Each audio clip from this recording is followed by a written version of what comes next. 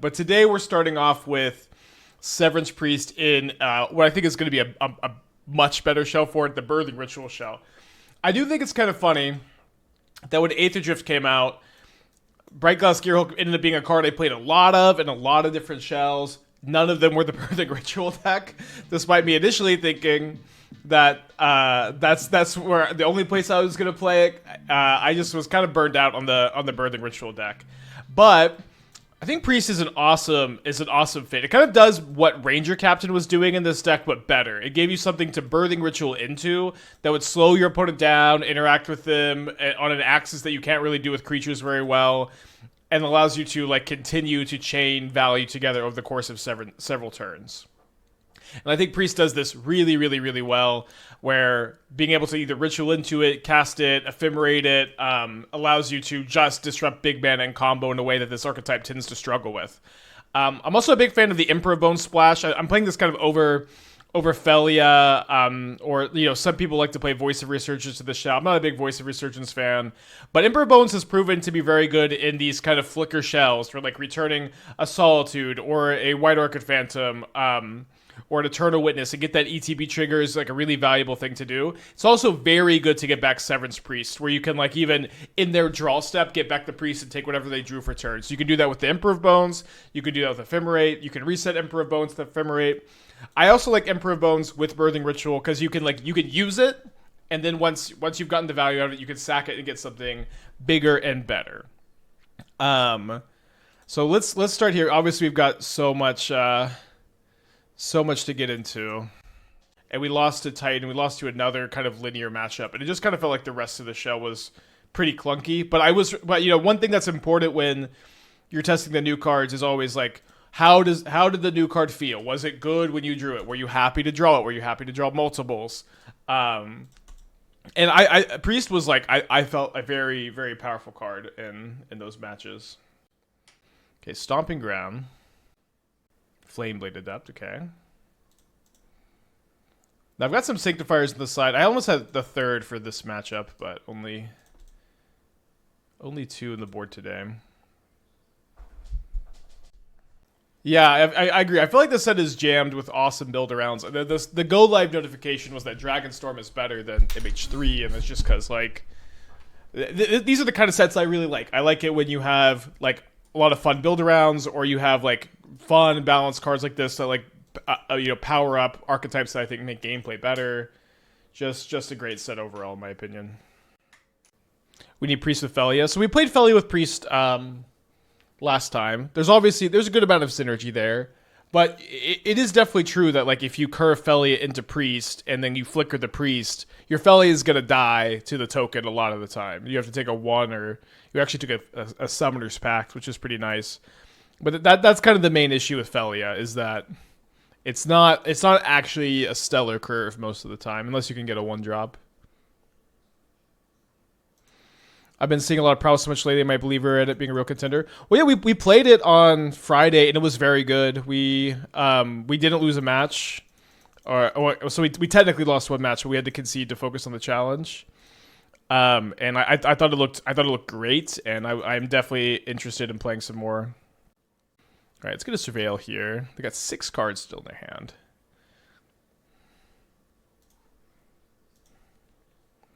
I think we got to keep this Guide of Souls. So we're going to be up to 14 after we cast our Prince here.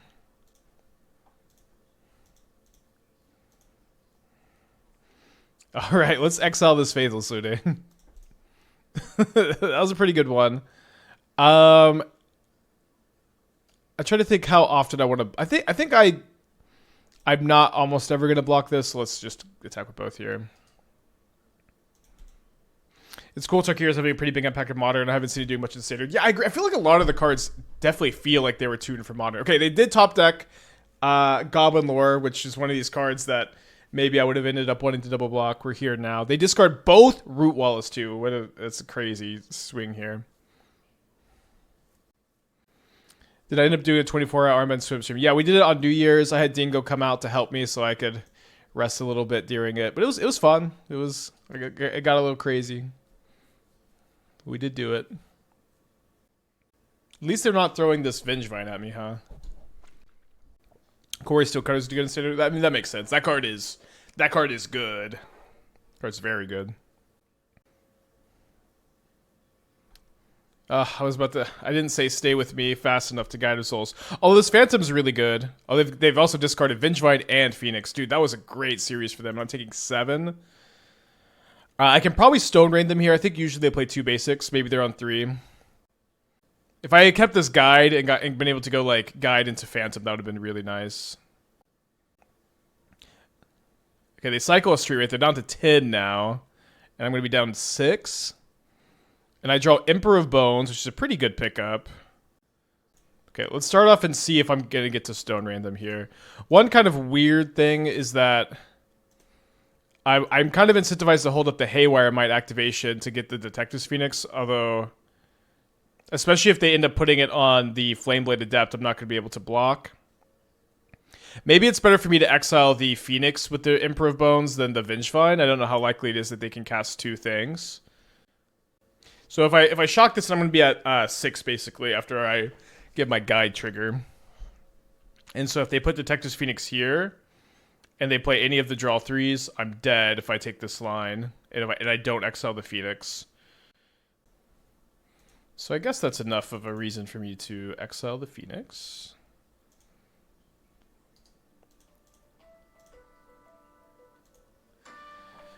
I also feel like I'm supposed to just attack with my Priest here and put them on the 2-turn clock.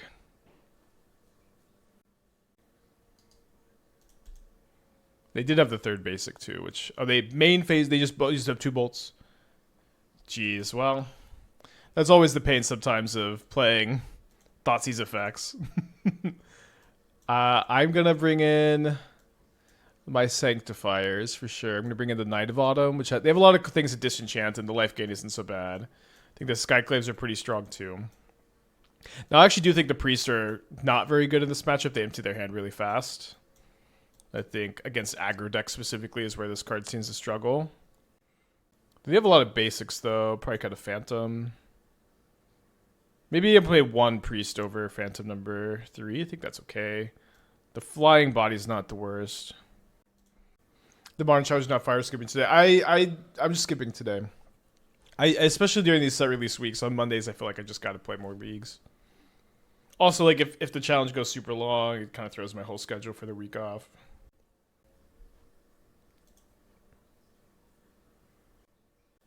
Okay, good chance we could just Phantom ourselves on turn 2. Omarasu? Don't think I'm saying that right, but thank you for the 6-month resub anyways. They do keep their 7 after some thought, it seems. I'm down to only 2 basics in this build with the splash, so okay, interesting. So we're not gonna get basic planes here. Let's get Godless Shrine. No, I think we'll go Temple Garden into Backstreet because I don't I've got the Witness in my hand. I've got the Forest also. Alright. Basic planes. What's wrong with taking the back streets? What's wrong with the Birthing Ritual? Not enough to put it back. Don't want to attack into a Street Wraith, of course. They get their 2nd basic pretty aggressively there. They also discard a Vengevine. So if they have 2 hollow ones in their hand, it's going to be a tough one to win, to put it mildly. So not 2 hollow ones at least. I'm going to take 4 here. Thank you, Nay. and name with the 4 months. Thank you so much. All right, the rare after damage cycled the Street Wraith. Trying to take it easy on me, which is very nice of them. All right, I think with them not deploying a hollow one, I'm not gonna play this in game 4 just for mana efficiency. Let's get the show on the road a little bit. I'm just gonna attack here. I'm more likely to sack the Phantom. I might need to chump block with Guide of Souls and like Witness Guide of Souls back next turn also. Well, there's the Priest, and it certainly seems like an awesome pickup here. Even like can block the Shark. Okay.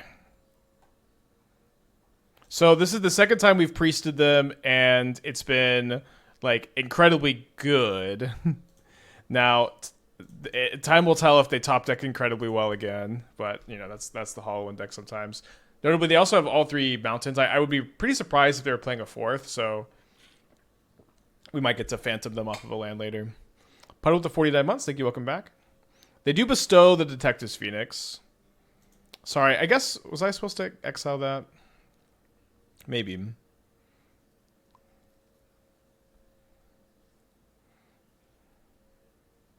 So right now this is 11.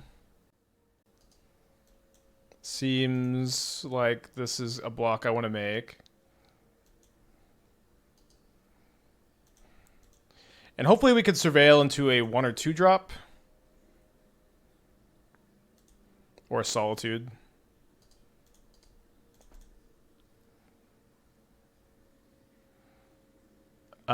Okay, so instead of that happening, I think we're just grabbing the Phantom. Now I am out of basics, only playing 2 in this build. It's very tough with the splash. Otherwise I'd target my Flagstones. I mean, I guess we could target Flagstones anyways to thin. That might have been a bit better. Not going to be a huge deal either way. Okay, we hit a Solitude. Okay, we can't hit Solitude, but we hit Witness, Pride, Skyclave. I'm probably going to be sacking this into a Skyclave here.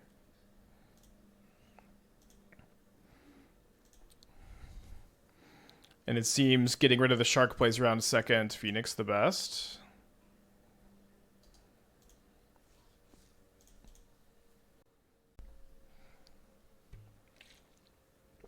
Okay.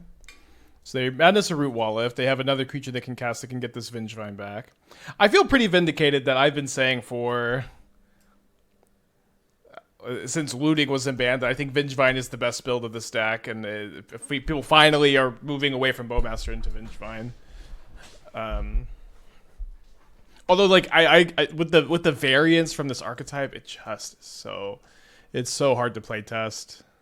Oh, they do have 4 basic mountains. And they discard another Vengevine. And then they have a hollow one to bring as their last card to bring back both Vengevines. So this is gonna be a tough one, but I think we can still stabilize here. So let's say I just chump block one Vengevine. And I also get to block like this. Then I take 7 down to 3. I think I could afford to do that. Drawing a spell would be great. Okay, so that's a spell, and a pretty solid spell also. Especially because this lets me potentially chain this into a Solitude. And I'm going to get the Kitty's Blessing as well. I think I'm going to be attacking with the Guide. And we want to stack the triggers. Well, I think we stack the triggers like this. If I see just a Guide of Souls, then it's still going to be fine. Okay, we find the Solitude, which is great. I'm going to be exiling the Phoenix, I think.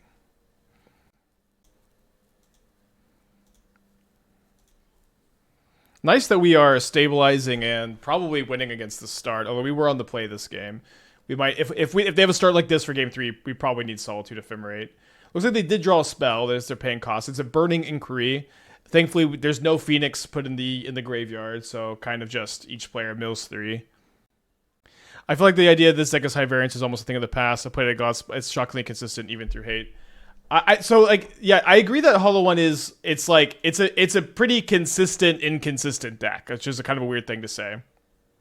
But it does every single game. Yes, Hollow One presents a fast clock and a lot of pressure. So like in that regard, it is very consistent.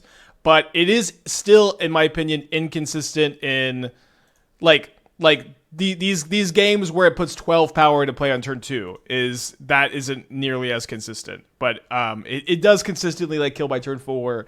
It does consistently put a fast clock into play. But the quality of these draws differs pretty drastically. I can hold this for a Burning Inquiry. So that is interesting. So it is still something I would describe as inconsistent. But I agree that it is a little bit more nuanced than that. All right, for the first time on this channel, somehow we're birthing ritualing into a Brightglass Gearhulk, and it ends the game. Why no block Root Wallow with Pride? Oh, sorry, I should have done that. All right, let's go to game 3. The Priest was actually very good that game, especially the Death Touch. I think was something I've underrated a little bit here, and with them having this many basics, I think I'm gonna go ahead and pull these back. Wait, I didn't drag these in the first time. What did I don't know what I did. I must have like dragged them in and then dragged them out. Oh no, sorry. I think I did have them, and I dragged them out instead of the Phantoms. I'm pretty sure that's what just happened. Okay, never mind. False alarm. Covered man with the 26 months. Keep up the good work. Any plans for Modern Spotlight Indie? So I was planning on going. My friend who I was gonna go with and split a hotel room has bailed, which is okay. You know, he's a father of 2. It's you know, he's gonna bail sometimes. But I'm unsure if I'm gonna still go. It's also the weekend after me and Esther's joint bachelorette party in New Orleans, so it was already gonna be like a little bit of a difficulty going. But I'm still gonna try to make it.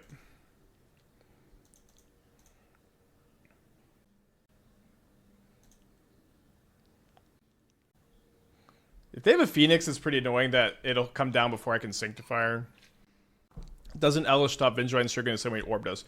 Well, yeah, so yeah, Orb stops Prized Amalgam, which is probably what you're confusing it with. That being said, a 5-mana card to stop Vengevines is not something you should be interested in. It's especially on the draw, just because the card has an effect in the matchup doesn't mean it's worth boarding in. Okay, I'm actually going to Solitude in response here to stop them from bestowing Phoenix on the Shark this turn.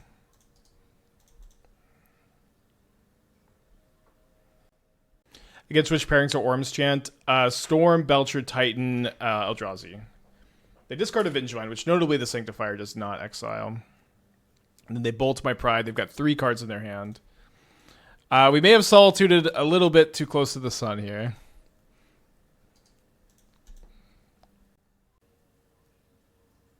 So they Madness a Root Walla. A lot of stuff got exiled there. Do they have another 1-mana creature to cast this turn, or potentially a hollow one? They do not, and yeah, this is the variance of this archetype.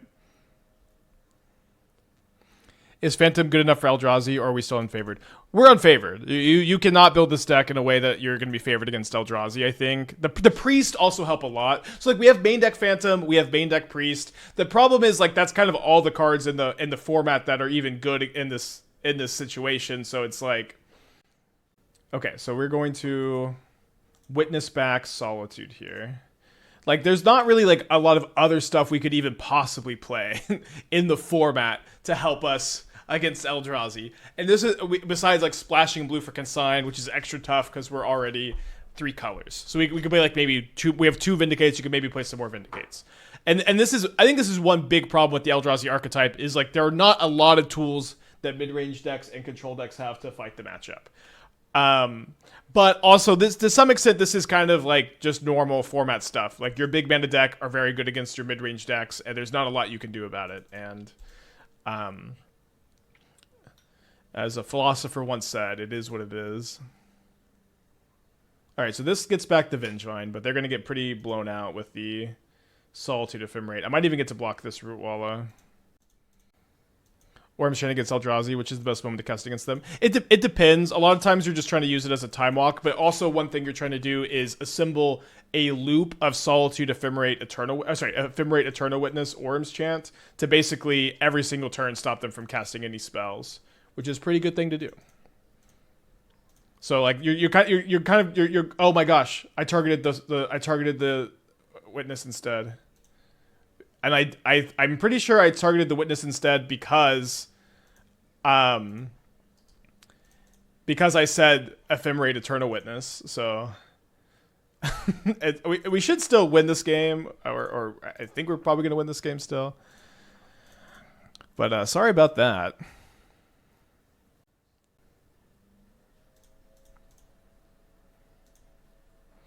So I'm going to do this main phase in case I want to sack this into like a Gearhulk, for example. There's another witness, so I could sack a witness and get back a Sanctifier or a land. I think I'd rather get back the land so I can go Priest plus Ephemerate next turn. Although I guess if I'm pitching up, that's not the case. But this was very classic, like talk about a card interaction, and then and that's one half of my brain, and then the other half of my brain's like, oh, that's what we're doing. Dude, the fact that 2 Teamer Battlecryers make Karn a 1-card combo with Ancestral Statue loop anything interesting, are going to be way too vulnerable to removal. Well, it's still not a 1-card combo, right? Oh no, it is because you get Aether Flux Reservoir. I mean that is actually pretty cool. I think I'll go ahead and say that that's cool. Oh wait, hold on. Is that the case? Because doesn't that just discount your spells by 2? Oh, but they each discount your spells by 2. Okay. I'll go and give that interesting for sure. There's 2 Vengevines and a Detective's Phoenix in the yard. Dang. So yeah, if you go Battlecryer into Battlecryer Karn, you win the game. Well, I guess it's not. I guess you still have to play. So it's not just to win the game if you don't have another spell to cast, right? Because you would need white mana to do the Essence Reliquary loop. And that seems unlikely that you can afford to do the Essence Reliquary stuff, and you would need an extra mana. I'll think about some. I think it's a great suggestion. 2 Battlecryers or a Battlecryer and 3 other 4-power creatures. Easy peasy. Yeah, that's a lot. I mean, Battlecryer is a cool card. I talked about it a little bit in the set review. In general, I'm pretty interested in working on a Teamer Fanatic of Ronus deck that cares a lot about creatures with 4 power, potentially with Green Sun Zenith, and so it's possible that this Karn tech ends up being the win condition for that. Yeah, Phantasmal Image could even be a thing. Okay, so they Phoenix a Rootwalla. Not too surprising here. They get in. If I attack with the Ocelot Pride, they're going to double block, but we have this this rebound at least. Always going to get back Ephemerate here.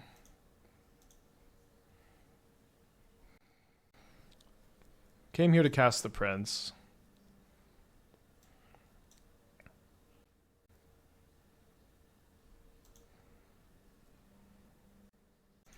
All right, so let's see. Actually, let me shuffle. But let's see what we get off the Birthing Ritual here. So we can get a Gearhulk. Yeah, I think at the very least this should be pretty fun to go sack Eternal Witness, get Gearhulk, get Guide Pride, and then in my opponent's draw step, Ephemerates the Severance Prince. Hopefully they didn't top deck a Lightning Bolt, but even if they did, we're probably okay. And then we could rebound the Ephemerate and then get another Guide and another Pride. And gain just a billion life. Huh. Well, I guess I'm taking the looting. Maybe that was wrong, actually. Yeah, no, sorry, I don't know why I thought the looting was better there. I mean, it's like a little scary if they can like find Detective's Phoenix, but they had a looting the flashback anyways. Should still be fine. Oh, I forgot I already had a Pride in play too. Okay, yeah, we're cooking. I feel like this match has been a great showing for this deck and how I feel like Priest slots very well into it, and I think it's cool that this is a good showing when, in theory, this isn't a good matchup for Priest, but it still has shown up pretty hard. Maybe Guide is better. It probably will not matter very much. Let's go ahead and do Guide Pride. I drew Ephemerate. That's pretty good.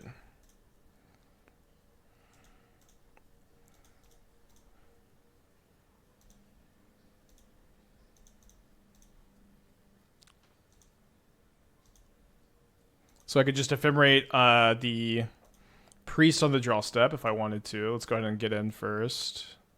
Because I'm one energy short of jumping the Priest too.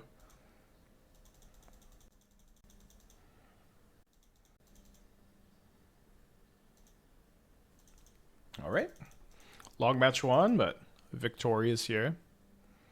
I feel like you could have sacked the Priest to get Gearhulk, then Ephemerated on Witness to get back Solitude and have something to pitch to it. Could have done that. To me, it seemed both lines are pretty likely to win. I like that the flickering the Priest line gave me more control over my opponent's top decks, which is pretty scary against Hollow One. Them drawing Street Wraith was really weird. I think we keep this on the play, despite having tap land. If we could surveil into an untapped white source, this hand's really good. Okay, opponent has mulligan to 6.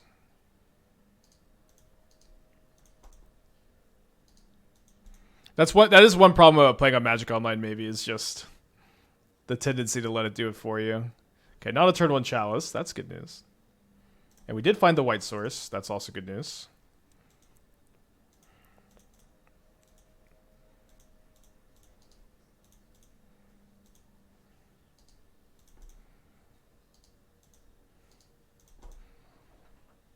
We've got a pretty good draw against them. If this was untapped, but whatever. If I can draw another land and save this Boseiju, that would be such a big deal. That would be a huge deal.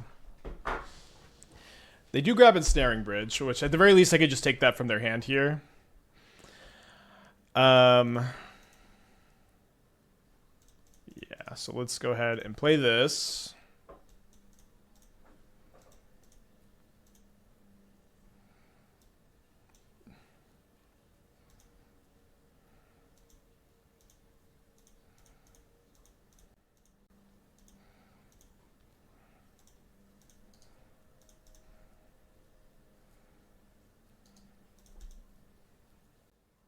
Yeah, I agree. The Guide Pride openers are pretty important for the matchup, too. Like, you just can't give them infinite time. Alright, let's get ready to rumble. They hit a Sowing Mycospawn, which they can cast. They can't cast. They can't kick this turn, though. Now they can get it back with Karn. Well, not if Karn is dead.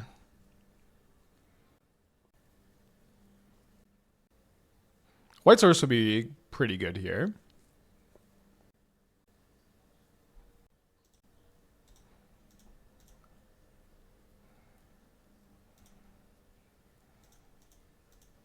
So I'm going to be ephemerating the Priest in their draw step. Although, can they just Emrakul me anyways? That'd be such a pain. 4, 5, 6, 7. They can Emrakul me if they have a double spell. And they can Emrakul me next turn also. Yeah, I guess it's just Eldrazi Temple.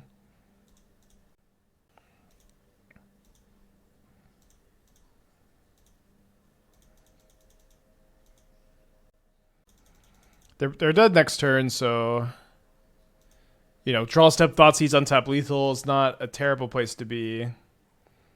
The one card we don't want to see is Eldrazi Temple. To be fair, Emrakul doesn't do that much here. You know what? That's actually true, yeah. Wouldn't taking Rumble be better since they have multiple lands and you're making a ton of 1/1s? I mean, it's just kind of scary that there's a really good chance I cannot win if it resolves, where, like, if they Rumble, there's a good chance I can take a big card that they take anyways. It's just a lot safer. But certainly a conversation.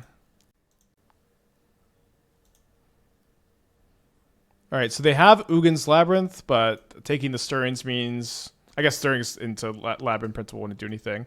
All right, so let's hope I haven't miscounted. Shout out Severance Priest. I think the card is very, very good, and I think this is a better shell for it than our Ketchermost deck.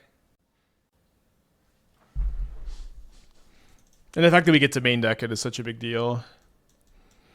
Okay, so Vindicate's in, Teeg's in,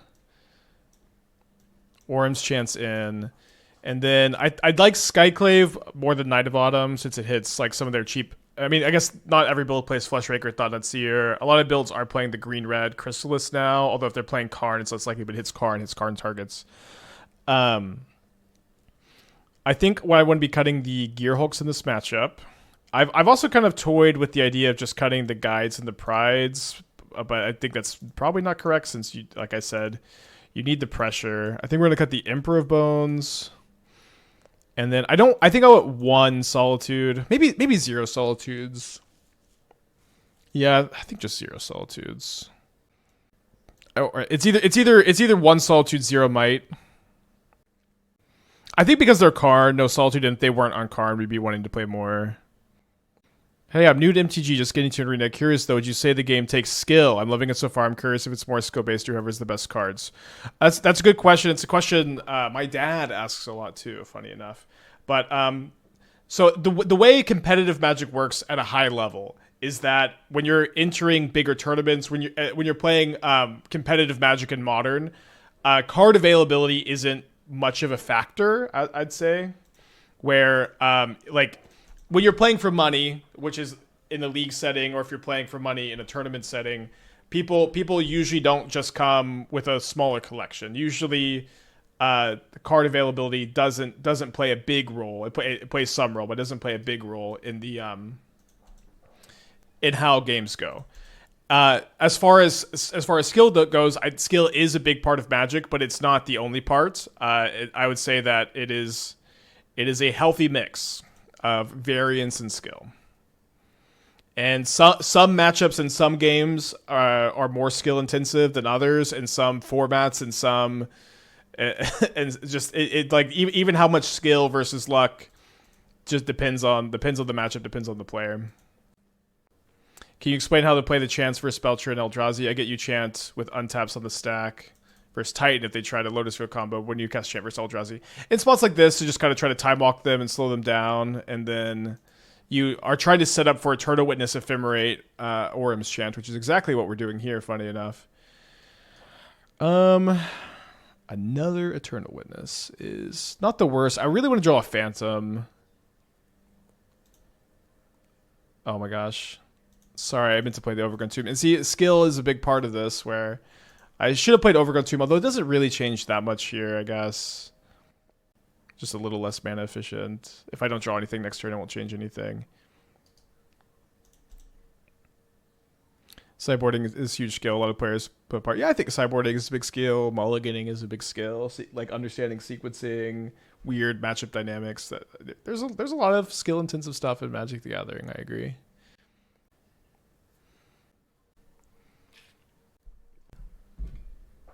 They kick a Myco Spawn. If they hit my green source here, it's like we just get max punished. Okay, they didn't. So we get pretty punished. Money is primary thing, then the skill and variance. Yeah, it's like if you're trying to play competitive Magic and you just aren't, and you're choosing to not play with the higher quality cards for budget reasons, like you just are not going to be able to compete at a high level, which is okay. Obviously, that's not everybody's priority, but the vast majority of competitive players you run into are playing with competitive decks. Okay, so it might be better for me to get Teeg here than Priest because they have the Ugin. So they have 3, 4, 5, 6. 3, 4, 5. So if they have a Ugin's Labyrinth plus Imprintable, which seems unlikely because they didn't imprint anything. Yeah, okay, we'll get the Priest this turn then. And I can maybe Ephemerate this if they go for the Ugin. Okay, Teeg would have been better. Let's say Teeg would have been better here. I think, and also them having Bojuka Bog is pretty good against my Witness in my hand. But I'm going to take the K command. Dude, Teeg would have been insane there. When do I stream with the new Ugin? I've played about 4 leagues with the new Ugin. I have 2 different turns decks. I've got the Songcrafter turns deck, and I've got the Ugin turns deck. And I don't know which one I'm going to play. But I'm going to play one of them. Spike, I love what you do, but still would like to see you playing tier 1 decks and doing very good results with them. You're a good player. I know I'm a good player, but for me, I find a lot more fulfillment brewing and trying to innovate and trying to explore different ideas and give different strategies to you guys. Like this has been a much more fulfilling. This has been a much more fulfilling way for me to engage with Magic than just tournament grinding. Tournament grinding is something that, you know, I did a lot when I was younger, and now this is what I do instead, and I enjoy it a lot more. And I don't think there's anything wrong with that. Okay, they choose Haywire Mite, which is a pretty good choice. You know, it's like for me, like I think my career as a streamer would not be very interesting if I was just like, all right, today we're playing a stock Amulet Titan again. Wait, where'd my other? Oh, they killed my other surveillant with the Myco spawn. I guess we're pretty cooked here. Let's actually just go to game 3. If I had chosen to take Teeg there, we probably win. But obviously, it's hard to know if they're on that or Eldrazi is a creature. Oh, maybe I don't know. Maybe just Teeg was the right call. Like I think Teeg is a lot better against them than it was. You know, it's still sometimes I play like tier 1 decks. Like I played Boros in the last mocks I played, and when I go to tournaments, I'm a lot more likely to play more stock list. But as far as my career as a streamer, it's just like there's plenty of other people also that just play stock list, and they find that to be fun. Have we gotten to Flare of Duplication Ritual deck with New Dragon? Not yet. I'm planning on working on tonight. I'm planning on working on Stormstale Scion, Wilderness Reclamation. There's a third deck too. Yesterday, I was just writing basically all day. Usually I take Sundays to prep for Magic, but this chapter I've been working on it just took so long, and I finally finished it after like 6 weeks. I had to like scrap it and redo it, but I could finally move on.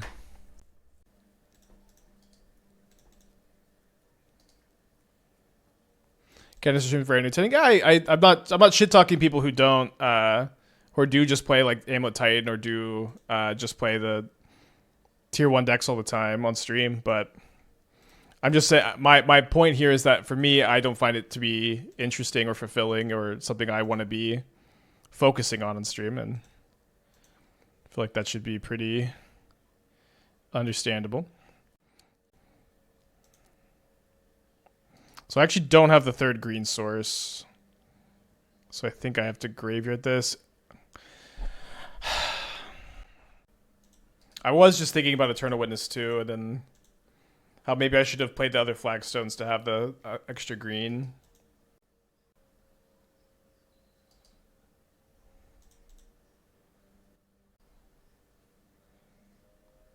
Holy shit, what a top deck.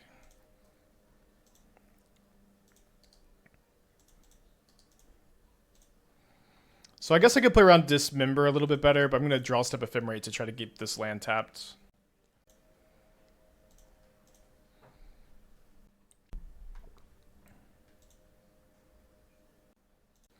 Just guys and see what is JAC, Johnny? Listen, the abbreviations sometimes are really out of control. How am I supposed to know what Jack Jack with 4 steel cutters means?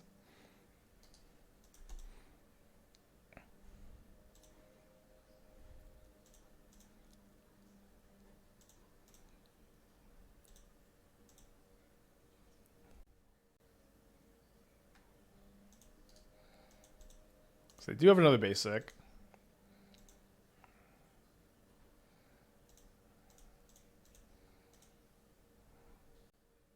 So they have a K command and they can't cast it. And then they don't have a land, so that's all good news. Wow, and I drew Priest.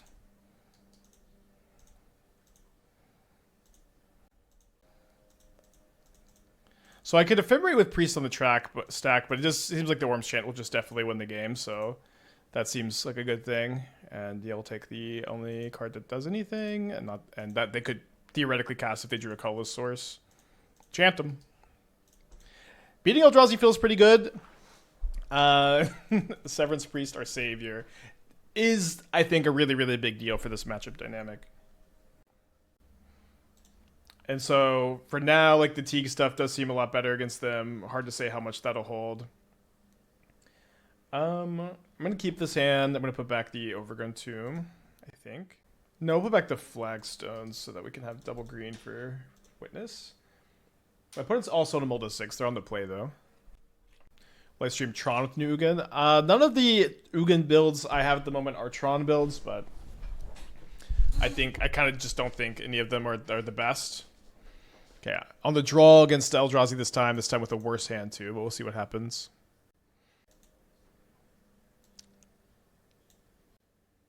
Severance Priest is really easy to underestimate. I would have never thought it was even close to playable in Modern.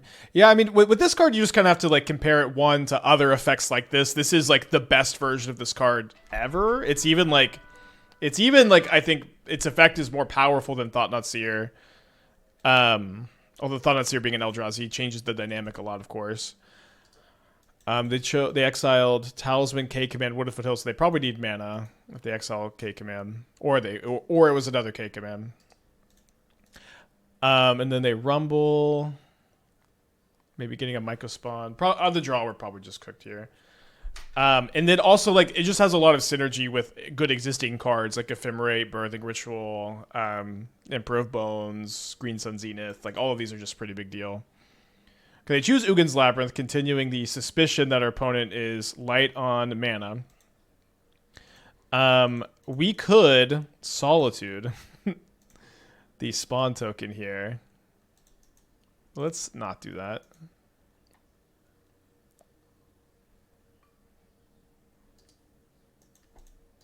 Yeah, text box is better than Thought-Knot Seer. Thought-Knot Seer is better casting cost. This has more synergy with other cards. And it's also just like the Severance Priest. It's like it's very unique in what it does. Like these kind of effects on like Tidehollow Scholar specifically. Like a huge part of the reason why this effect isn't good on Tidehollow Scholar or Tidehollow Scholar doesn't see play is because they get the card back. Like it's easy for them to get the card back. The fact that Priest just doesn't give them the card back is like insane. So I keep meaning to tap this Overgrown Tomb for green. I promise. What am I doing wrong? This? Oh, the Backstreet is tap for white. Okay, that was what I was doing wrong. Sorry about that.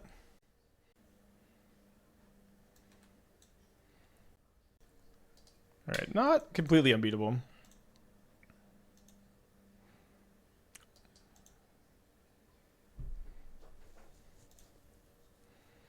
Is Priest good to Ephemerate? Yes, especially in their draw step. So if they cast the Devour on the Priest here, let's say, I guess they probably want their big token. Okay. So we're gonna Solitude the Chrysalis with plans to Wandering Emperor Emperor of Bones the Solitude. However, it also seems like letting our opponent gain this much life is not exactly going to be a winning strategy for us. Especially game one. Although that's interesting.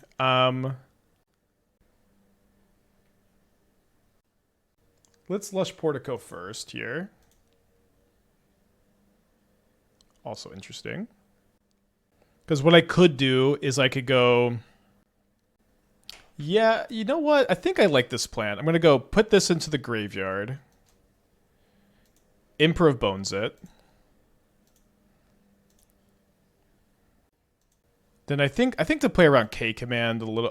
No, I can't beat them drawing K Command, so let's not worry about that. I'm going to go draw step, get back the Phantom. And then I'm going to chump the 9/9 and I'm going to with the Phantom, and I'm going to Ephemerate it to keep it around. Then we can rebound the Ephemerate.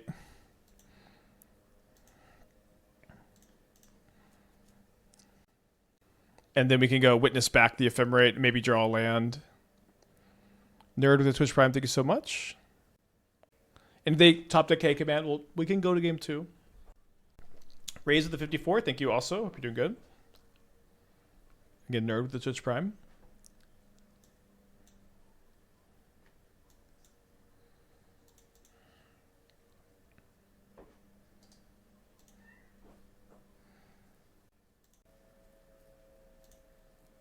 So they rumble into a Writhing Chrysalis, which they can cast, and they lose 2 spawns, and they get the spawns back.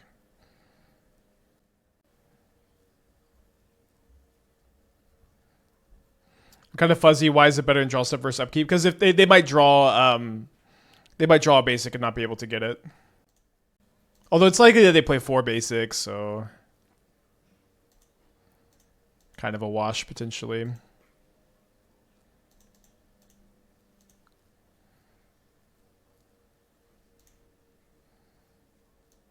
think I do want to attack their colorless mana.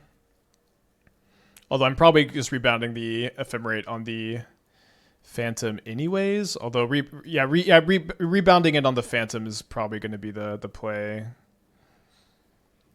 They have a Talisman as the last card. So I'm hoping to draw a white card.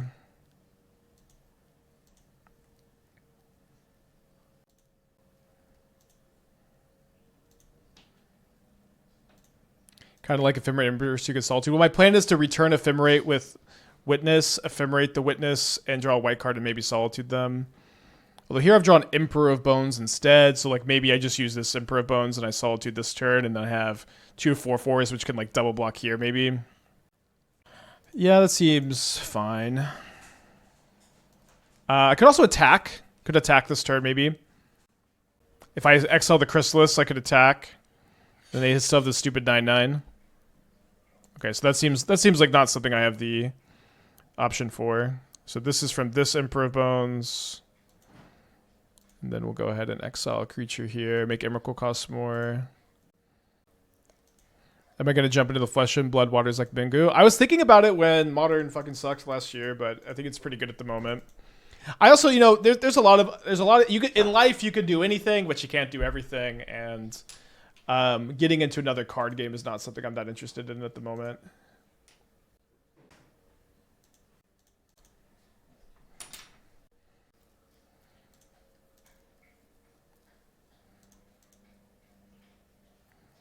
Okay, so if we block like this and like this, we'll lose both Emperors and keep the Phantom, and hopefully they have nothing in their hand.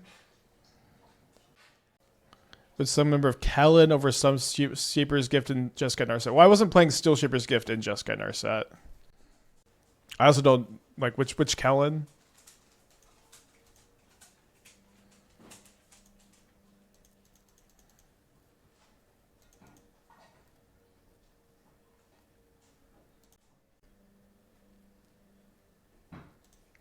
Anything you play casually for fun. Me and Esther are playing Split Fiction. We're almost done. And I have loved this game so far. I feel like it's just been... It has been so fun. I would really recommend it.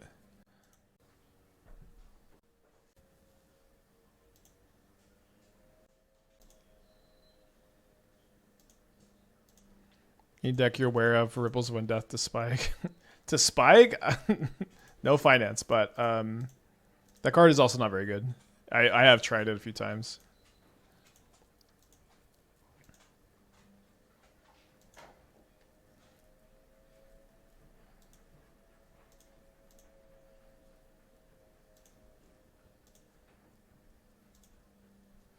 So if I can draw a Severance... Best draw by a lot is Severance Priest here.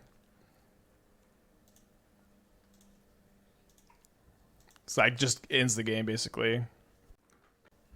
Trying to think how often I want to double Ephemerate here. I think just not often enough. Well, I guess I can just double Ephemerate if I want to get my land back.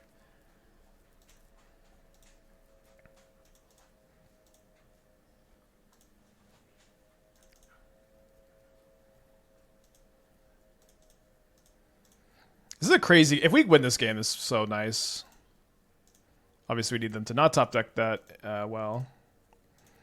Or find a priest in off my birthing ritual.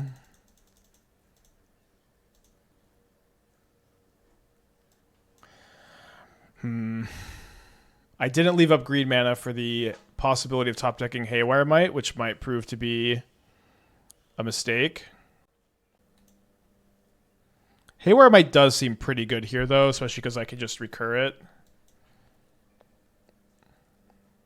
So I think I'm going to sack the Phantom since we can get it back with Ephemerate to turn a Witness if we need to. But yeah, not being able to kill this Talisman is pretty costly if they draw Devourer or K Command. This could have been just a game-ending hit that I wasn't thinking about. Yeah, so Kellen over... Yeah, I agree that Kellen over Steel Shaper's Gift could be interesting.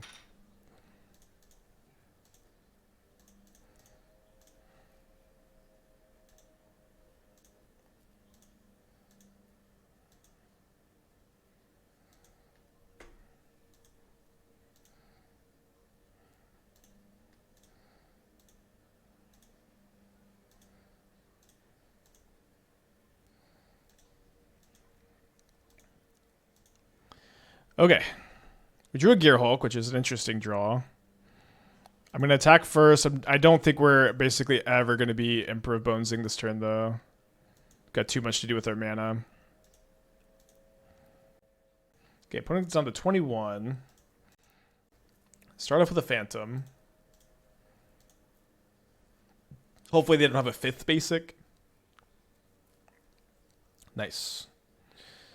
So then I want to go sack Haywire Mite on the Talisman, and this cuts them off of their double colorless draws. And then if I kill one more land, then they're going to be down to 1, 2, 3, 4, 5, 6, 7. 3, 4, 5, 6. Okay, so only 6. So their hand doesn't currently contain a 7-drop. I think it's likely it doesn't contain a land either.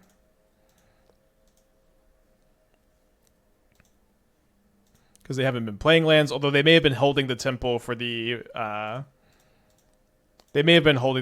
Phantom.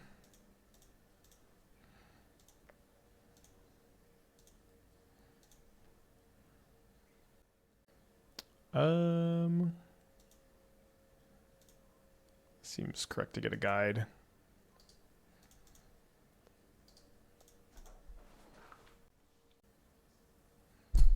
All right, go to game 2. So winning game 1 against Eldrazi twice in a row is definitely encouraging. Obviously, we've gotten pretty lucky both times, but do we mulligan that hand? No, they mulligan. We just kept a slow hand on the draw and won anyways, which is cool. That's possible. If not, that likely. So last time we sideboarded like this, I believe.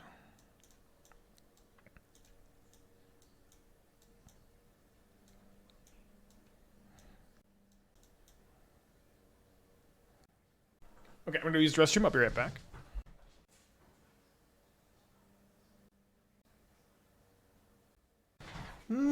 Let's mulligan.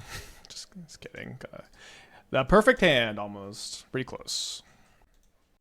Yeah, I'm not going to say anything about my book until it's out. I'm probably going to release it under a pin name, too. Or at least my middle name. Because I don't think my first name is just too confusing for anybody to ever pronounce it. But I'm not going to say anything for probably the 2 years it's going to take to finish it. All right, so they exile a K command and a temple. So I kind of I don't know how you're going to either take another copy of these basically every time.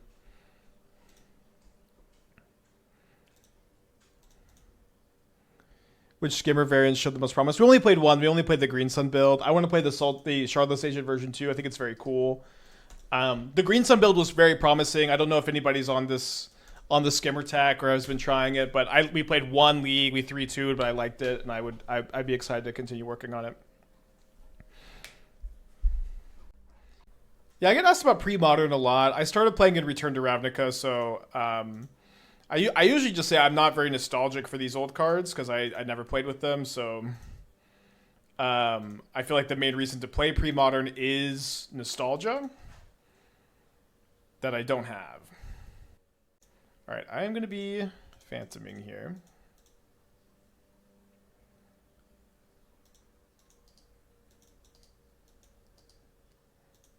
Definitely want them to put this into their hand instead of K return or K commanding me. Although if they K command me, we're still pretty fine. All right, that was the best case scenario. They're playing Yatan Roadwatcher to recycle Severance Priest, Eternal Witness, and Phantom. All right, let me reread this card. And then they untap and K return. Oh, this card. Yeah, the problem is you can't Birthing Ritual into it, but you could just play it if you wanted to. That's something that I think would be fine. All right, I guess we're playing Teeg this turn. Kind of unfortunate not to draw a land. We did get the Teeg in post K return. You know, maybe now seeing that they are on K return, then maybe Improv Bones is important to like exile these. They rumble over 2 Dismember Sanctum Eldrazi Temple, but they can't get a Dismember, of course, so they just get an Eldrazi Temple. Although, with this in the yard, it's going to be pretty tough. Pre-modern seems like a pure nostalgia format, has a ton of depth that comes to brewing. I mean, I believe that, but as someone who hasn't played in this era, I don't know the cards, and I guess I'm just not that interested in learning a non-Magic Online supported card pool. Maybe if it ever came to Magic Online. All right, I'm looking for a Severance Priest here, I think. Nice. Yeah, I know the Teeg is nice, but it's just not going to do enough against the K return, I think. Okay. 2, 3, 4. Unfortunately, they had 2 big bangers here. K return isn't K return stuck in Eldrazi? Not anymore. There's so many different versions. We just last round played against a non-K return Eldrazi. But I'd say it's like this is still the most common build. But like I think that we have a plurality of K return where this kind of build is still the most popular, but it's not more than 50% even, because there's mono colorless, and then there's like we just played against like the mono green or like green black. There's people that are leaning more into Ugin instead. So yeah, I think it's a plurality and not a over 50%. But my impression could be wrong there. It's hard to say for sure. And obviously it might just come back. All right, so taking 8 here down to 7. Pretty low. A land would be nice so I could kick Orim's Chant and play a Pride. Or maybe just Vindicate this. All right, let's go to game 3. On the play for game 3. Our hand was so good, too. That does happen.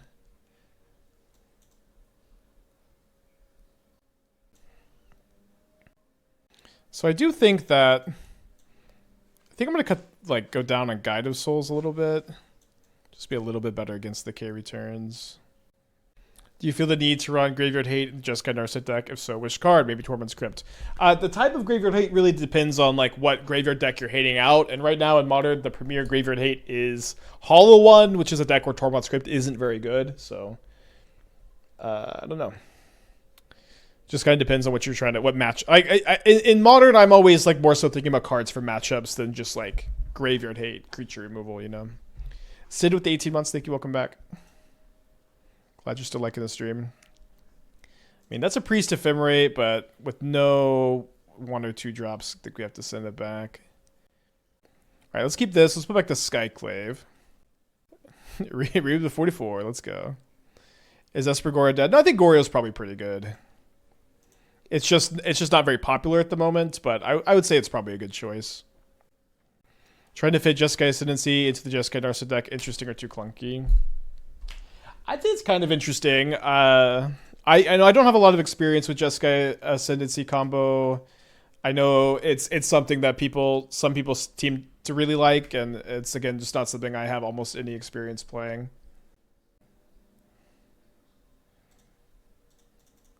Okay, we're gonna play Birthing Ritual first here.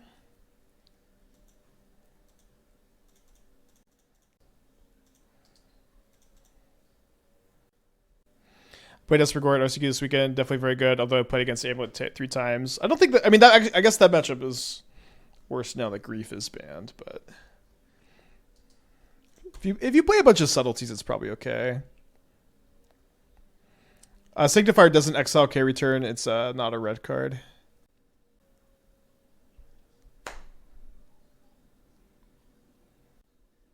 What just happened? I've been turned, as the Abzan deck, I've been turned to Blood Mooned by Eldrazi. Unbelievable.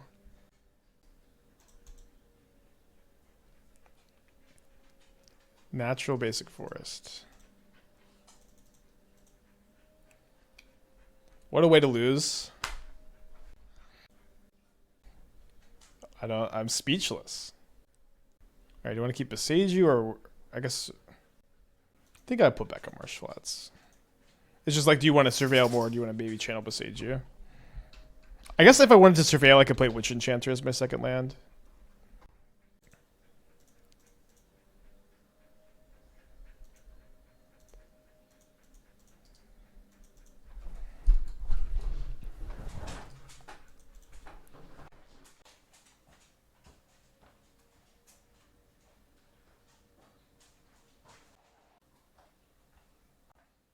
All right, third Eldrazi opponent in a row. We'll try to keep an eye out for Blood Moon, I guess.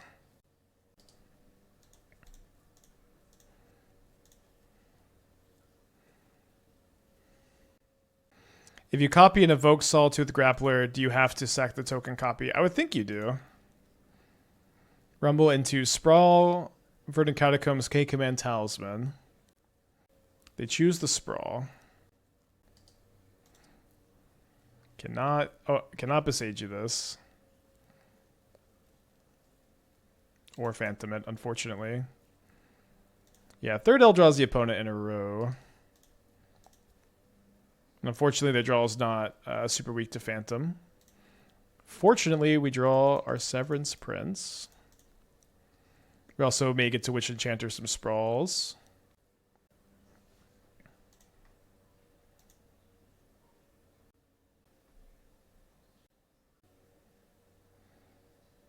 They didn't have any play ship coming. They didn't have any what? Basics? They had basic in play. They 4 or 5. Okay. All is Dust and K Return is a scary combo. We'll take the K Return. X-Lighting it's definitely nice. That does sound like a pretty crazy idea, Asbestos. An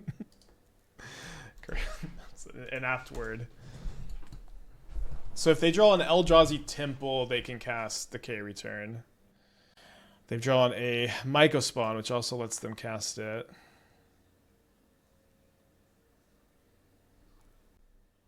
Colorless? We can't, Chris. We have one basic planes in our deck, and like, they also had colorless from the spawn token, but that game was impossible to win. Let's be real with ourselves here. Okay, so if I Witch Enchanter Sprawl and I Solitude this, then they're gonna have 1, 2, 3, 4, 5, 6, and then a tap land. Kind of seems to be my only play here. Well, I guess I could just maybe Phantom the Temple and then try to play through the All is Dust. I think that's probably better because of them killing their own Sprawls. And then we have the Solitude, although it's just like they're gonna have a pretty big board.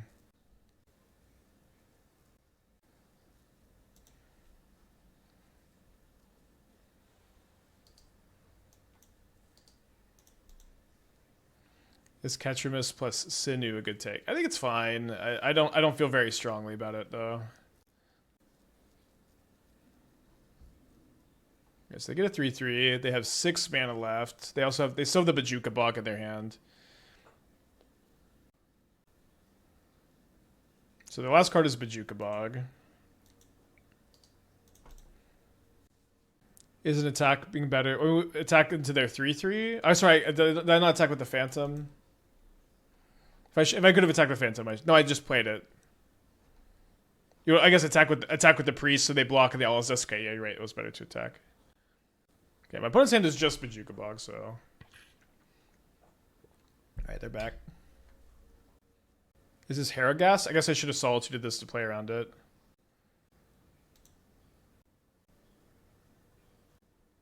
Kind of seems like that's what it is, and they didn't play around the Telegraph Solitude, so that's good news. I don't see a lot of a reason to block here. It's more important I'm putting pressure on my opponent, I think. So they play the Bog. I think I'm going to get to Priest Harrogast here, which is very lucky for me. Okay, well, only have 1 black source, but I guess we're happy enough to draw a spell. It's a World Breaker. 3. All right, well, exiling that, it's also very good. Why not wait till end of turn? Well, I'm playing around them emerging off Harrogast. Because it seemed like the way they tapped their mana then untapped, that's what they're thinking about. But what really happened is they thought they had enough to cast World Breaker, but they didn't. This is an awful block. Now they can't cast any of their 7 drops. And they can't cast K Command. And then they say, oops, okay. And then they top deck Myco Spawn. The best possible. Oh, maybe it's a 7 that they can't cast again? Okay. Let's go. Maybe it's Emrakul. If it's Emrakul, I want to go after the K command because that's -2 types for them. Sad that they exiled all my creatures for me to get back with the bones though.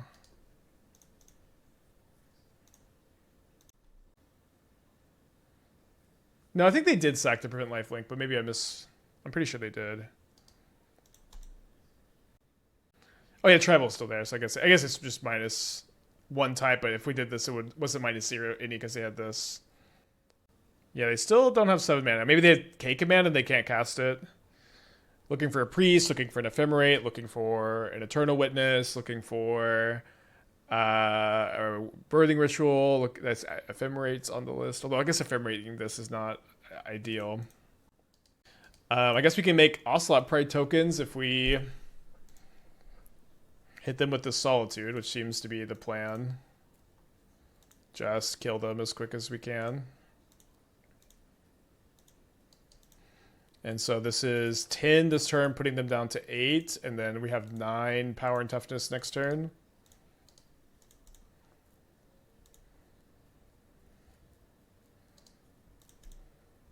Sorry, 10 power toughness next turn. All right, we're 3-0 in Eldrazi game 1s, which is really good for this kind of deck.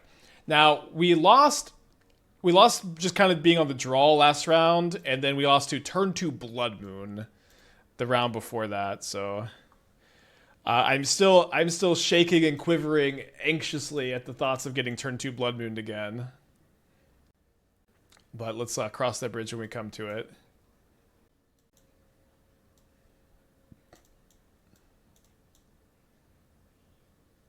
Let's do 1 each here. Yeah, I do think the Blood Moons make sense because of Amulet, although it's kind of interesting Blood Moon versus Magus because you're not that unlikely as Titan to bring in at least you have your Boseijus of course, but is the first Force of Vigor good? Maybe it's not that good. It's probably okay. Knight of Autumn for the moons. Well, I think I'm not expecting Blood Moon yet. It's also on the draw, Knight of Autumn is not very likely to be able to answer a Blood Moon, but maybe it is better than Skyclave because of that. Is Eldrazi playing Blood Moon? Our one loss this league so far is on game 3 we got turn 2 Blood Moon by Eldrazi. And also even if they are playing Blood Moon, it's not completely clear that they would even board it in. So we don't need to be so afraid of Blood Moon out of Eldrazi yet, but we need to be thinking about it some.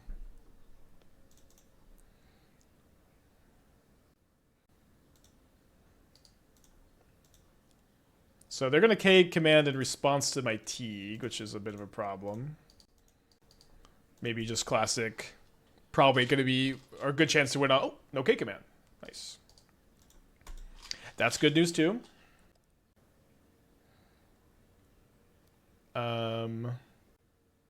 Yeah, you know what? I feel like I just want to go Priest into Priest Ephemerate here instead of Vindicating.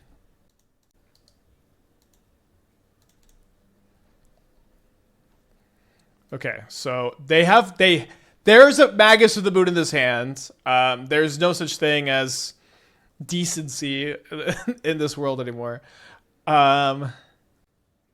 So if I don't take Devour of Destiny, I only get punished by top deck Eldrazi Temple this turn. I think I take Myco Spawn because this is any green source, any talisman is pretty good. And then if they just have the Blood Moon, it's fine. If they top deck Temple, it's pretty bad for us, but I don't know. If it was Magus, it's okay. We played around the card that they got here. Wait, are they gonna cast? You're not gonna cast Magus on this board. That's the only card they can cast. There's no way they cast Magus here. Okay, they just want to trade it for Teeg. I guess I offer the trade.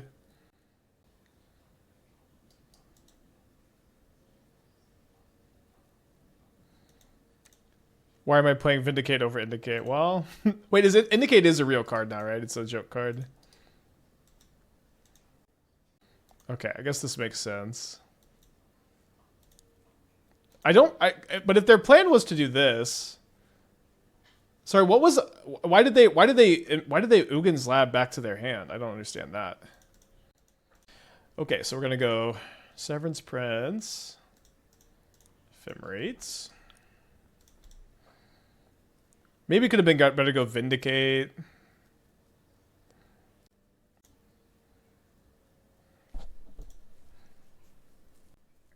Yeah, our one loss this league was to getting Blood Mooned by Eldrazi, which is on game 3.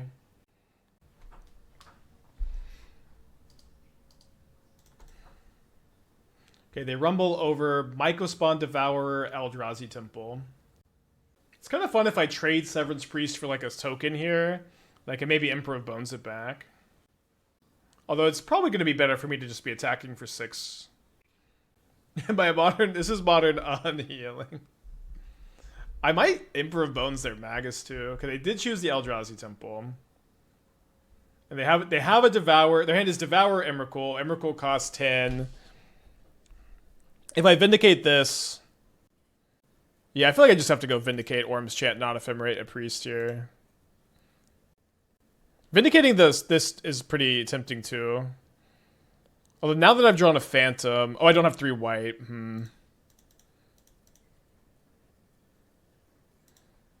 Yeah, I think just knowing their hand being Devour Emrakul, it's better to go after the Temples with this. Especially because they're going to have to chump block with the Spawn token next turn. Why did we offer the trade? Why didn't we attack with a 3/3? Oh, why did we offer the trade? Because we're winning if... Like, so it's... Here's the thing. So either they get to just chump block the Severance Priest, right? And this happens over the course of several turns. Or you, like, unlock the ability from the top. K Command, K Return, maybe. I don't know. They can also cast, like, Emrakul. They can cast Ugin, even with Magus in play. I feel like we just wanted to be attacking, and if they wanted to, like, and unlock all the spells. But maybe I'm wrong about that. I feel like it was right.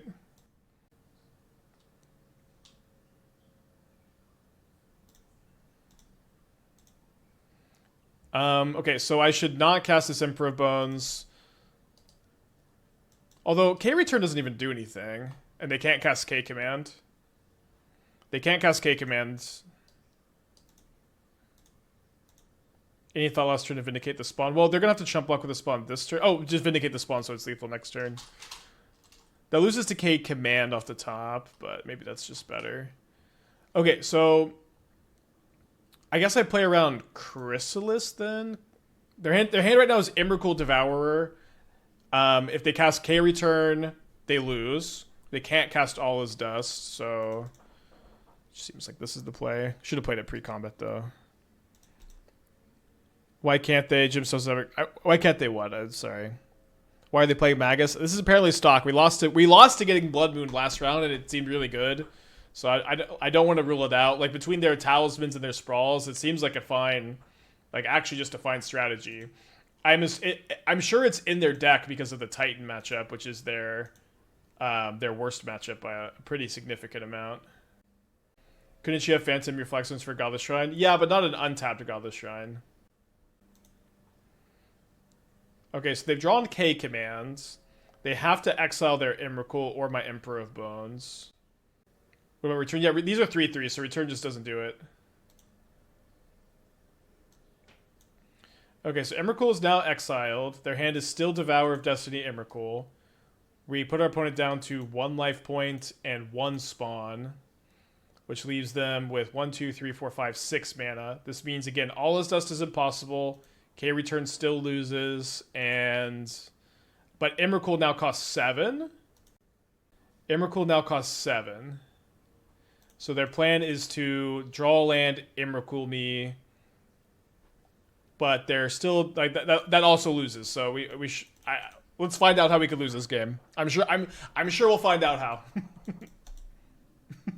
I'm sure we'll find out in a second. Okay, they hit an Ugin's Labyrinth. This does let them cast an Emrakul to Promised End, but as far as I can tell, it's just over. I guess they would have had to go like Rumble over K-Return, cast Emrakul. That would like Rumble into a land and over K-Return would have done it. Should have played Bone for second lethal Bone trigger. Well, I only have one black source, so I needed to use this black source to theoretically throw the Emrakul at them, or like make them exile the Emperor. Okay, I'm gonna go ahead and do a 4-1 prediction. Now, this prediction will fail if we somehow lose this matchup, but that seems less likely. In fact, it seems kind of impossible.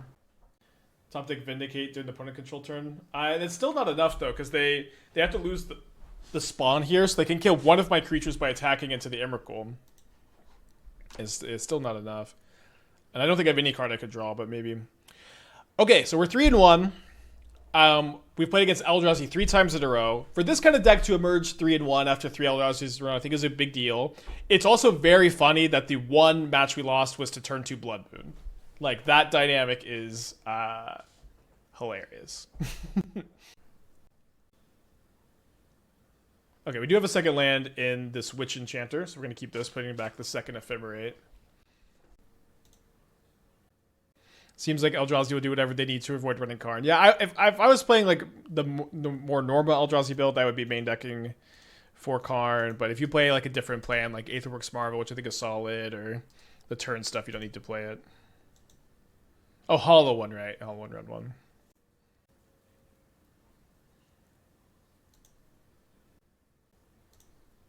And we're out of Eldrazi Hell for now. Can't remember if you... Do you think Harbinger inside of Mono Blue Urza would be ideal? Yeah, so if I feel like I want that to be a part of my plan against Eldrazi, I do have those.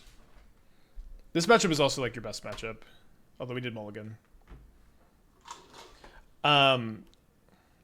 It's like you have to do some testing. It's like it's like if you just want those slots for Titan, you just play Ashiok, and Ashiok is even like in a lot of ways better than Harbinger against Titan, where it just like doesn't die to anything besides Otawara.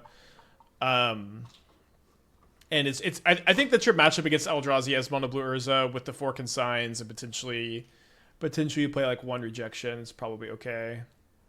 Okay, we're pretty resilient to this Thoughtseize. Not really care what they take. They should probably... I don't... We do have less top decks that let us cast this than the Witness, for whatever that's worth. So I feel like they should take the Witness. They do take the Prince, though. So, big draw step. Alright. Not a big draw, your turn. Well, it's kind of nice now next turn, like a white card or a land that lets us cast the Witness are pretty good. So I'm going to get Overgrown Tomb and cast this Witness, getting back Severance Priest. And let's just take a moment to appreciate the words that are coming out of my mouth. Overgrown Tomb, Witness back Severance Priest, and we're 3-1. Today is a good day. Let's see what we Birthing Ritual into. We had an Emperor of Bones, maybe. It's not a Flagstones. Yeah, I mean, I think we want the Emperor because this lets us like get back the Witness, probably. I think I'm gonna just allow the Frog to connect once. So if they like tap out for more creatures, I have Solitude Ephemerate available. Although if they Thoughtseize me, then I'll Solitude in response. I think. They dismember the Emperor. They didn't play a land first. Alright, I think I'm going to pivot to Solitude. I think it's kind of close. In a red-black mid-range shell, our 4 Channeler, 2 Croaks, and a Foe Clock. You have no other creatures? You must play a lot more creatures than that. Also, Stalker is like... Play Nethergoyf over Stalkers. Nethergoyf is so insane. Nethergoyf, Fragavan are both better than Stalker, Dothing Voidwalker, Orcish Bowmaster. You need some combination of these. Imagine Stern Scolding here. It seems like maybe they have a Subtlety, but they would have had to just draw Subtlety because they didn't Subtlety me. Okay, it seems like they just drew Subtlety. They pitch a Tamio, and I think I can't afford to draw the Solitude again. So let's go bottom the Solitude. My Emperor of Bones gets dismembered. They're going to go up to 3 cards in their hand. They're at 8 life. We get the Severance Prince. Feeling okay here. Are you not a Flickerless believer over some number of white orchids? You can flip your own MDFC lands and targets Ugin's Labor Forest. I mean, Flickerwisp is good against Eldrazi. I think it has some synergy in the stack. It's a bit weird to have double green and double white 3-drops. I guess you have double white 2-drops, so that's not really a thing. Never mind. Just thinking out loud. But we have played Flickerwisp in the show in the past, and it's fine. It is definitely something that can help with the Eldrazi matchup. Although I feel like the priests are doing that, and the priests have been very good against Eldrazi. All right, so 2 cards in their hand. Imagine another subtlety here. Okay, 2 Bowmasters. Bowmasters are pretty bad against us. Do I want to get another Emperor back? Yes. Just Emperor on Witness and get back oh, this is a Guide to Soulstone and Ephemerate. I guess that's a little bit worse. We do give them a 2/2 token too. Yeah, I've just been calling it Severance Prince. I don't know. I just think it's cute. Did I find the perfect cake? You know what? Yeah. So I went wedding cake testing. It was our second baker we visited, and this was a lot better than the first one, and it was cheaper, and the lady was nicer than the other guy we talked to. And I'm not a big sweets guy, but we picked white chocolate with raspberry and there was also another filling. It was like lemon filling with raspberry on white chocolate with cream cheese icing. It's very good. It was like I couldn't help myself. I ate a lot of it. They drew another Dismember? Oh, it's Kaito. Okay. Just Kaito. So they play a land. Their hand right now is just a Bowmaster. They tap this, but I can kill this with the activation here. So, what do I want to get back? I can kill this with Witness or Priest. The Priest can exile the Bowmaster, then they have a permanent 2/2. But the 2/2 can't kill my Haywire Mite, but I guess that's not as relevant. I could get back Eternal Witness, which would let me cast the other Birthing Ritual, but that would put me down to 6 life, but I think that would be okay. Oh, so gotta exile first. Yeah, let's plan to go get back Eternal Witness. Emperor Bones is so nice in this build. Oh yeah, I could actually just get planes here too. Alright, so get back Marsh Flats.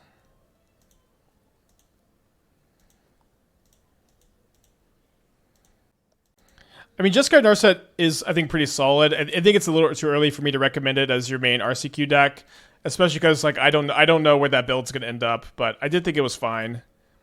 I'm also still figuring it out. I don't know what I would play. It's a little too early for me. Eldrazi is like the safest choice.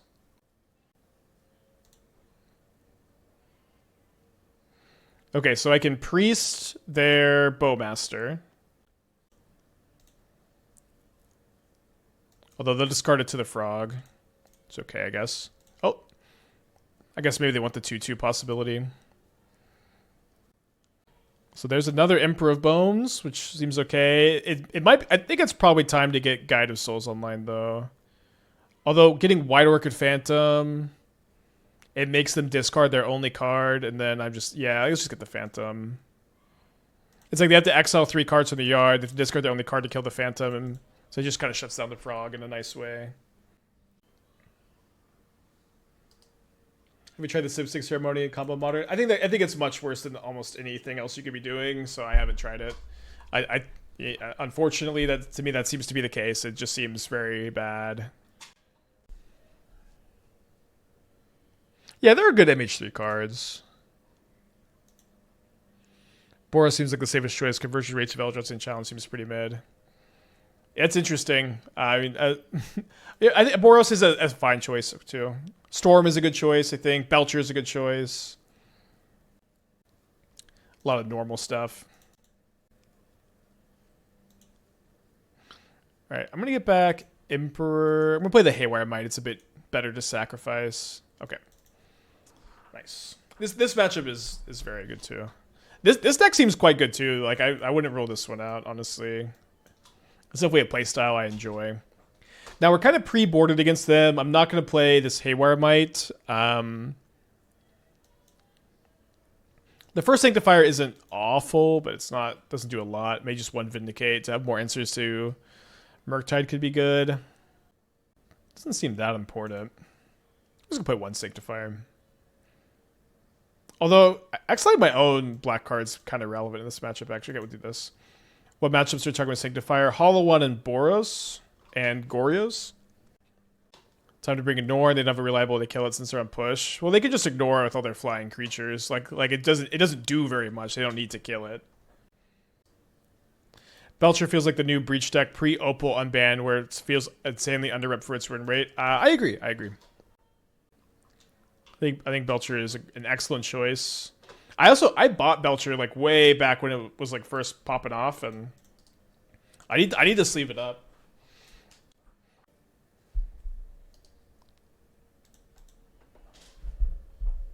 So I guess we're not attacking first because of Bowmaster.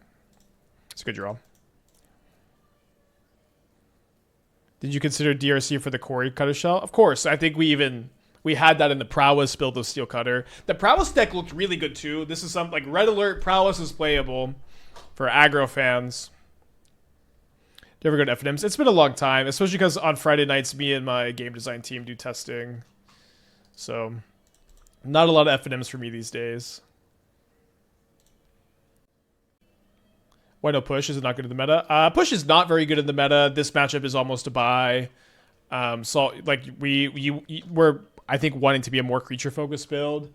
But yeah, like I think Modern is kind of moving away from 4 Fatal Push, 4 Lightning Bolt. Yes. It's like that. There's like so much big mana. There's a lot of combo that I haven't like loved being really in on these cards for a little bit now.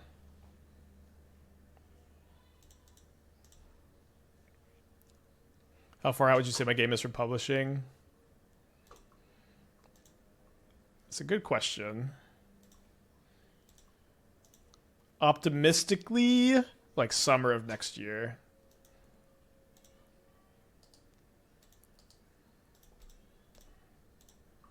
Very, very optimistically winter of this year, but conservatively winter of next year. The game is fun. We're enjoying it. I'm not going to say any details about it yet, but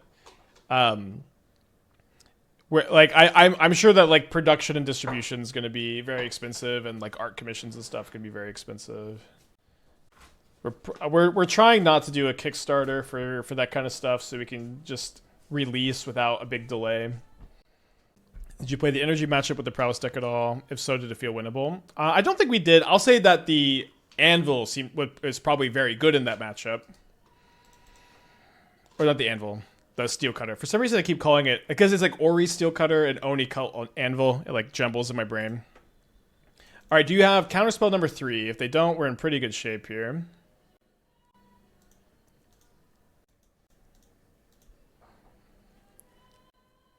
That's my role on the team. I've got a few. Caustic with 38. Well, thank you. Welcome back.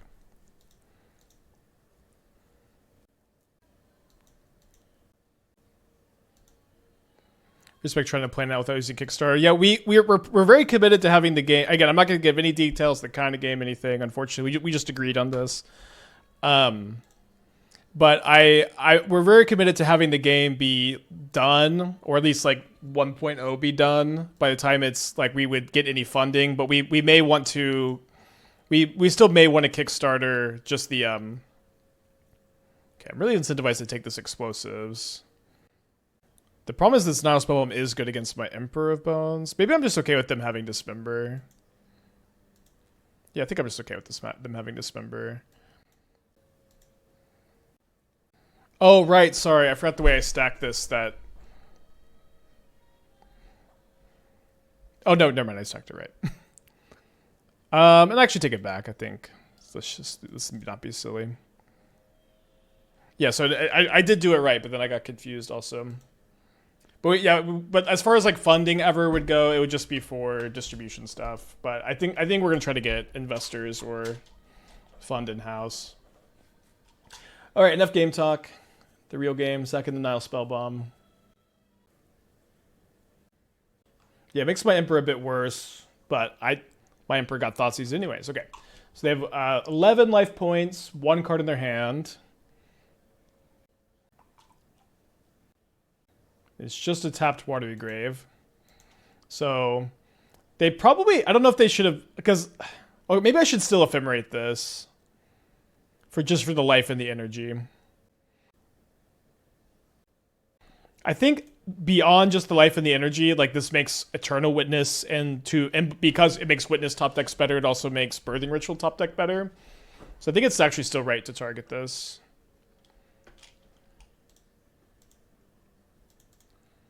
All right, so we're at 19, 3 energy. They got no cards in their hand. Yeah, it is nice this card's just a 3/3 Death Touch on this kind of board, especially in the Frog matchup where it's just going to trade for anything. We do get kind of punished. Maybe still get rewarded. I kickstarted a game last year, and they may have to double the cost in Terrace of Mystic with production and porting costs, so watch out. Okay, that's good feedback. I mean, obviously, not the best time to start a business in America. Okay. 4-1 this Modern League. Pretty nice. I think 4-1 losing to getting Blood Mooned by Eldrazi. I'll definitely take that. I feel like this deck looked great. I feel like it played great. I feel like the Black Splash was awesome. I feel like Severance Priest was awesome. It was consistently awesome, like the entirety of the league too. So I'm very excited about this. Obviously, it's going to be a long week, but I would love to play this in a challenge on Friday, maybe sooner. Maybe something else pops up. The Gearhulks, we didn't see that often, but they were quite powerful. They basically got conceded to every single time. So many people are saying Priest is bad for Standard. Surprised because it's not a Modern deck. Well, they may. I haven't seen many Standard streams. I've been tuning into Ash. At the very least, in Priest, in this this format is very good for Thoughtseiz's effect, where there's a lot of big mana, there's a lot of combo. It's not only very important, it's incredibly unique. Like, there is not a better option than this, in my opinion. I think it's a lot better than Scholar. 3/3 Death Touch is so much better than 2/2, and it also never gives them the card back, which allows you to flicker it with Ephemerate, just take, and then like just the synergy with Birthing Ritual, Eternal Witness, Ephemerate, and Green Sun Zenith. If you play Green Sun Zenith, is so big. So I've been very much liking this card. So the fact that we are Eternal Witnessing Severance Priest, that felt great, and that was very fun. Okay, so I want to play one of the Taking Turns deck next. I just don't know if I want it to be the...